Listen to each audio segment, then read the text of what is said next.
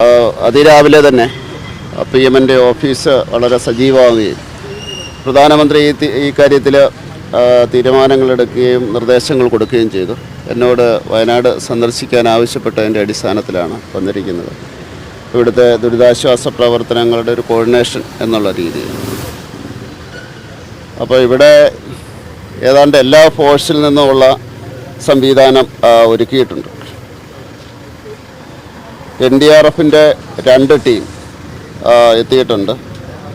2 columns of ആർമിയുടെ 2 column എത്തിയിട്ടുണ്ട്. അതുപോലെ എയർഫോഴ്സിൻ്റെ ഹെലികോപ്റ്റർ എത്തിയിട്ടുണ്ട്. അതുപോലെ തന്നെ നേവിയുടെ ഒരു ഷിപ്പ് INS സമോറിൻ എന്ന ഷിപ്പ് അറബിക്കടലിൽ തയ്യാറായിട്ട് നിൽക്കുന്നുണ്ട്. അത് വേണ്ട അസിസ്റ്റൻസ് കൊടുക്കുന്നതിന് വേണ്ടിയുള്ള കാര്യങ്ങൾക്ക് വേണ്ടിയാണ്. വേറൊന്ന് NDRF-ൻ്റെ 3 അഡീഷണൽ ടീംസ് അവർ എത്തിക്കൊണ്ടിരിക്കുകയാണ്. അവർ റെസ്ക്യൂ എക്യുപ്മെൻറ്റ്സും അതുപോലെ തന്നെ ഡോഗ് സ്ക്വാഡുമായിട്ടാണ് വരുന്നത്. അതായത് അവർ ഈ ബോഡി കണ്ടെത്താനുള്ള പ്രത്യേക പരിശീലനമുള്ള ഡോഗ് സ്ക്വാഡുമായിട്ടാണ് എത്തിയിരിക്കുന്നത്. അതുപോലെ തന്നെ മദ്രാസ് റെജിമെൻറ്റിൻ്റെ ഒരു ബെയിലി ബ്രിഡ്ജ് സ്ഥാപിക്കാൻ പറ്റുന്ന വിദഗ്ധർ അവർ 4 മണിക്ക് പുറപ്പെട്ടിട്ടുണ്ട്. അതിനുള്ള സംവിധാനങ്ങളുമായിട്ട്, അതായത് ഈ പാലങ്ങളൊക്കെ തകർന്നെടുത്ത് അത് പുനഃസ്ഥാപിക്കുന്നതിന് വേണ്ടിയുള്ള സംവിധാനങ്ങൾ തുടങ്ങിയിട്ടുണ്ട്. അതുപോലെ തന്നെ ആർമിയുടെ 2 കോളംസ്, അത് സ്റ്റോഴ്സ് അങ്ങനെയുള്ള സംവിധാനങ്ങൾക്കുമൊക്കെ ആയിട്ട് അതിൻ്റെ ഉപകരണങ്ങളും സംവിധാനങ്ങളുമായിട്ട് പുറപ്പെട്ടിട്ടുണ്ട്. 110 അടി വീതമുള്ള ബ്രിഡ്ജസ് നിർമ്മിക്കാൻ വേണ്ടിയുള്ള ടീം അത് ഡൽഹിയിൽ നിന്ന് അവർ കോഴിക്കോട്ടേക്ക് പുറപ്പെട്ടിട്ടുണ്ട്. അവരുടെ കയ്യിലും റെസ്ക്യൂവിനുള്ള ഈ ഡോഗ്സ് ഉണ്ട്. അതുപോലെ തന്നെ ഹെലികോപ്റ്റർ, അത് പറഞ്ഞു കഴിഞ്ഞു, ഹെലികോപ്റ്റർ ഒരു ടീം തന്നെയുണ്ട്. അതുപോലെ 2 കോളം ഈ ഡിഫൻസ് സെക്യൂരിറ്റി കോറിൻ്റെ, അത് കണ്ണൂരിൽ നിന്ന് അവർ പുറപ്പെട്ടിട്ടുണ്ട്. പിന്നെ സെൻട്രൽ ഗവൺമെൻറ് എല്ലാ രീതിയിലും സഹായത്തിന് വേണ്ടിയുള്ള സംവിധാനം ഒരുക്കുകയാണ്. ഹോം മിനിസ്ട്രിയിൽ അമിത്ഷായുടെ നേതൃത്വത്തിൽ 24 മണിക്കൂറും അവിടെ കൺട്രോൾ റൂം തുറന്നിട്ടുണ്ട്. പ്രധാനമന്ത്രിയാണിത് മോണിറ്റർ ചെയ്യുന്നത്, നേരിട്ട് മോണിറ്റർ ചെയ്യുന്നത് പ്രധാനമന്ത്രിയാണ്. പ്രധാനമന്ത്രിയും അതുപോലെ തന്നെ പ്രധാനമന്ത്രി രാവിലെ തന്നെ ഇവിടുത്തെ ചീഫ് മിനിസ്റ്ററുമായിട്ട് സംസാരിച്ചു. ഹോം മിനിസ്റ്റർ നിരന്തരമായിട്ട് ബന്ധപ്പെട്ടുകൊണ്ടിരിക്കുന്നു ഓരോ ടീമുമായിട്ട്. അമിത്ഷാജി എന്നോടും സംസാരിച്ചിരുന്നു. അതുപോലെ തന്നെ പ്രധാനമന്ത്രിയുടെ ഡയറക്ഷൻ്റെ അടിസ്ഥാനത്തിലാണ് വന്നിരിക്കുന്നത്.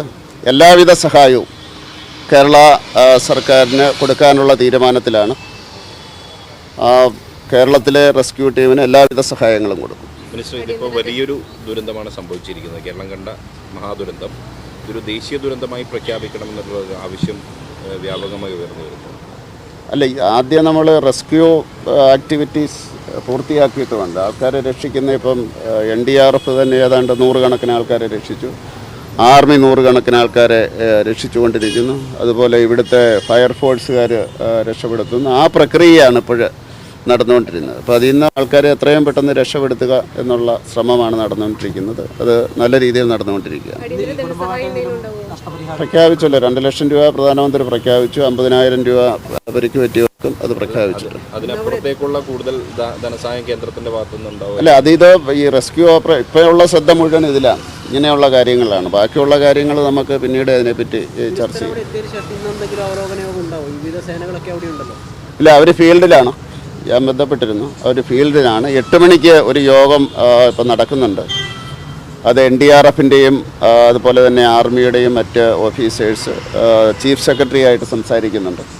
രാത്രിയിൽ റെസ്ക്യൂ ഓപ്പറേഷൻസ് തുടരണമോ വേണ്ടയോ, അതുപോലെ തന്നെ കാലാവസ്ഥ സംവിധാനത്തിൻ്റെ, കാരണം ഇനി മഴ പെയ്യാനുള്ള കാര്യങ്ങളുണ്ടോ എന്നുള്ള മീറ്റിംഗ് ഇപ്പം നടക്കും.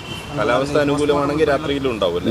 അതായത് അവരുടെ ഒരു ഡയറക്ഷൻ ഉണ്ടല്ലോ, ആ രീതിയിലുള്ള എങ്ങനെയാണെന്നുള്ളത്. പോസ്റ്റ്മോർട്ടം ഉൾപ്പെടെയുള്ള കാര്യങ്ങൾ ചില അനിശ്ചിതത്വം നിലനിൽക്കുന്നുണ്ട്. അതുമായി ബന്ധപ്പെട്ട് എന്താണ് മിനിസ്റ്റർ നൽകുന്നത്? അല്ല, അതിനുള്ള ഡയറക്ഷൻ സ്റ്റേറ്റിൽ നിന്ന് കൊടുത്തെന്നാണ് ഞാൻ മനസ്സിലാക്കുന്നത്. എത്രയും പെട്ടെന്ന് അത് പൂർത്തിയാക്കാനുള്ള നടപടികൾ സ്റ്റേറ്റിൽ നിന്നുണ്ടായിട്ടുണ്ട്. അതിനുള്ള നിർദ്ദേശം പോയി എന്നാണ് എനിക്ക് കിട്ടിയിരിക്കുന്ന വിവരം. നാഷണൽ കലാമിറ്റിയുടെ അനൗൺസ് ചെയ്യാണെന്നുണ്ടെങ്കിൽ സ്വാഭാവികമായിട്ടും ഒരു കൂടുതൽ സാമ്പത്തിക സഹായം ഉൾപ്പെടെയുള്ള കാര്യങ്ങൾ ഇതിനകത്ത് ഉണ്ടാവില്ല. അല്ല, അതിപ്പോൾ ഇത് നമ്മൾ റെസ്ക്യൂ ഓപ്പറേഷൻസ് നമ്മുടെ ശ്രദ്ധ തിരിക്കാൻ പാടില്ലല്ലോ. അങ്ങനെയുള്ള കാര്യങ്ങളിലേക്കാണ് ഇപ്പോൾ ശ്രദ്ധിക്കുന്നത് കംപ്ലീറ്റ്. അപ്പോൾ അത് ആൾക്കാരെ രക്ഷിക്കുക എന്നുള്ളതാണ്. 100 കണക്കിന് ആൾക്കാരെ രക്ഷിച്ചിരിക്കുന്നു. അത് വളരെ സന്തോഷമുള്ള കാര്യമാണ്. പക്ഷേ ഒത്തിരി ആൾക്കാർ മിസ്സിങ്ങും ആയിട്ടുണ്ട്. അതിൻ്റെ കാര്യങ്ങൾ നമ്മളിപ്പോൾ കണ്ടെത്തും.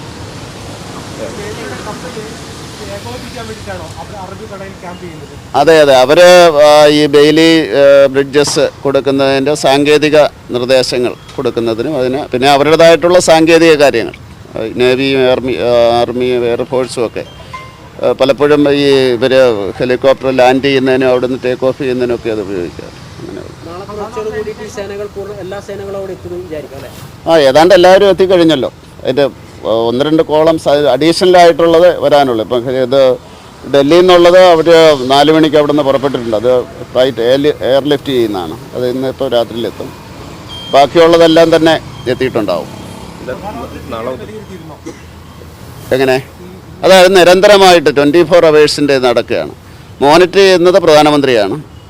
അമിത്ഷാജിയാണ് അതിൻ്റെ ഡയറക്ഷൻസ് NDRF അതുപോലെ തന്നെ CRPF അങ്ങനെയുള്ളതിനെല്ലാം കൊടുക്കുന്ന സംവിധാനം. ബാക്കിയുള്ളതെല്ലാം പ്രധാനമന്ത്രിയാണ് മോണിറ്റർ ചെയ്യുന്നത്.